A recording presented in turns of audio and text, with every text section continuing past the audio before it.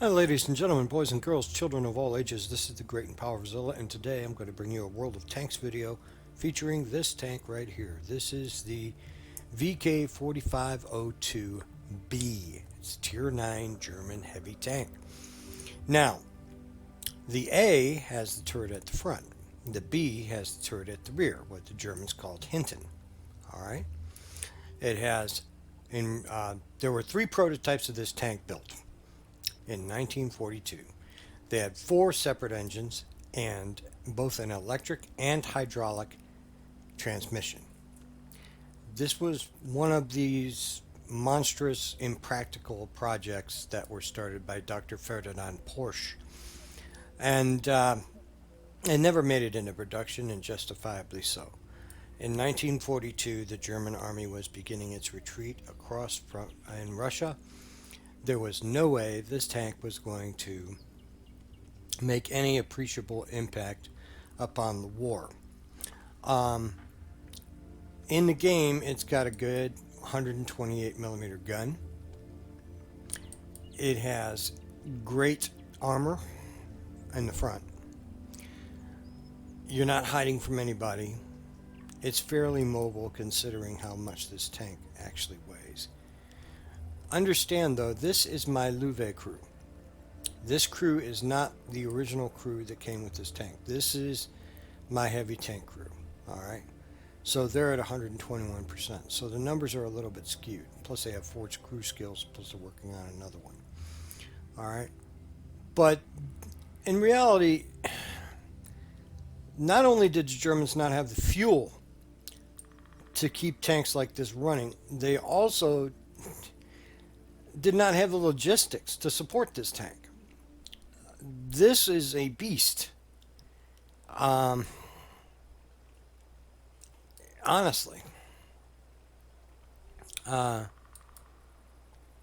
It weighed in excess, I believe, of 50 tons. I'm not quite sure. It says here that,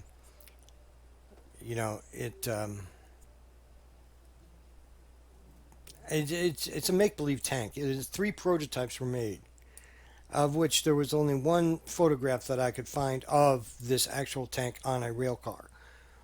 If in fact it is an actual picture and wasn't photoshopped, I can't verify that. The plans were laid and they introduced it in the game in German Tier 9. Like I said, a lot of these tanks in this game are made up. This one's made up. And the one it leads to is made up. Alright? This one is where I'm at right now. So, we're going to take it into a game. Spoiler alert, we lose. But you're going to be able to see just how much punishment this tank can take and just how much damage it can dish out. This 128 millimeter gun, that's no joke. That's a good gun. It has 490 alpha. Doesn't tell me a lot about the gun. But this is a 128 millimeter gun, 12.8 centimeter Kampfwagenkanone, 44 L55. L55 means that's how long it is. Give you an example how that compares. The M60 L7 105 gun was 66 calibers long. Okay, L55, that's 55 calibers long. All right, so let's go into battle, see what she can do. All right.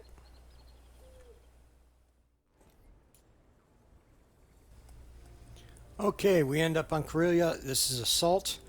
That means if you look at the minimap and you see the red circle with the flag in it, that means my team has got to take that flag.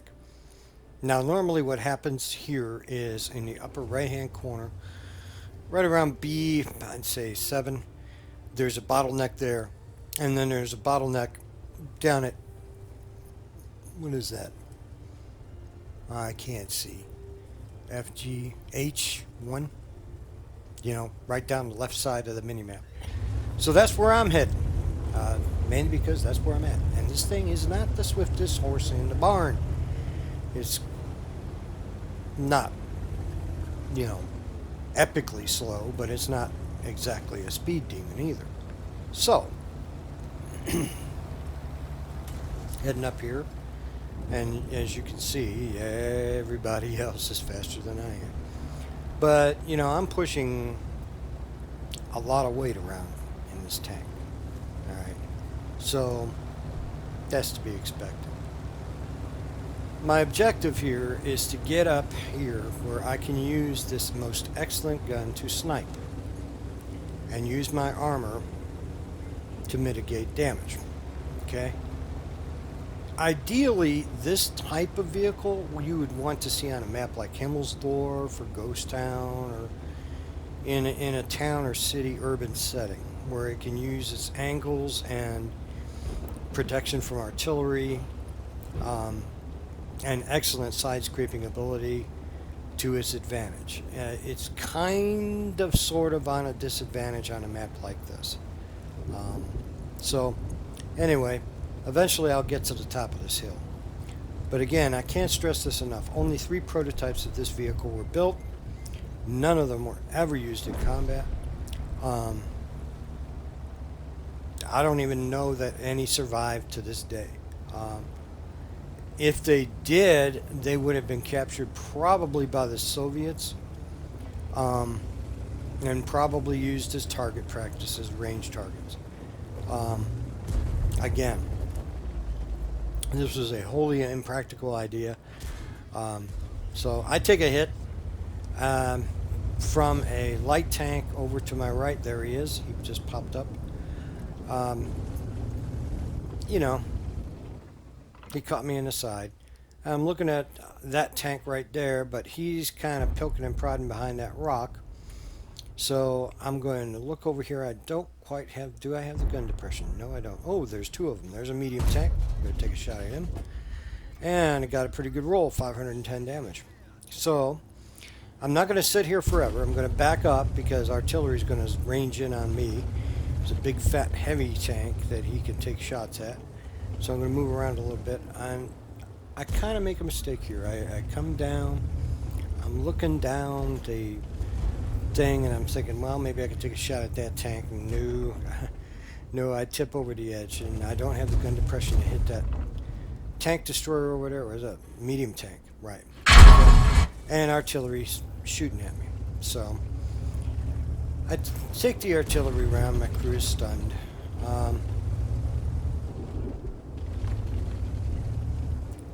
Looking around. See, they're ensconced behind rocks and stuff and bushes and stuff over there, and nobody can really see what they're doing.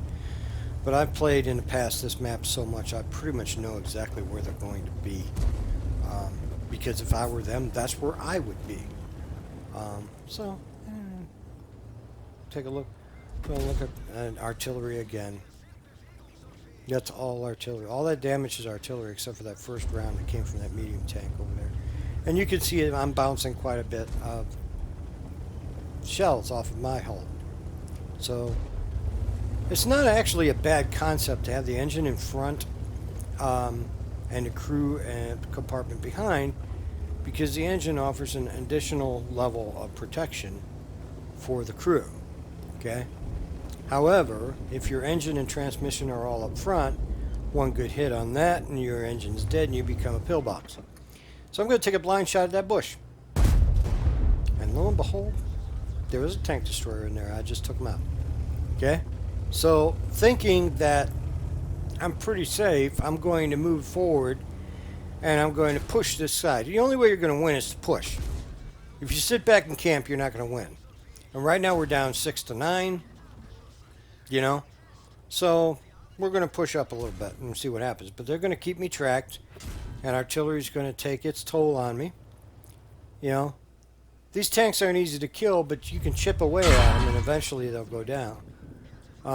So, this guy's not going to give me a clean shot. But then, the object is moving up in front of me, and I'm hoping that maybe, if I can keep them distracted as a meat shield, the object will be able to get in there and do some damage. But, it's not to be, and I got taken out. So, that's the end of my game. But you can get some idea of what this tank is all about. Alright? And in the end, we lost that game. But, that being said, if you're going down the German tier heavy line, that's the tank you're going to have to go through to get to 10. Meantime, you guys be good to each other. Have a great, great day. Bye.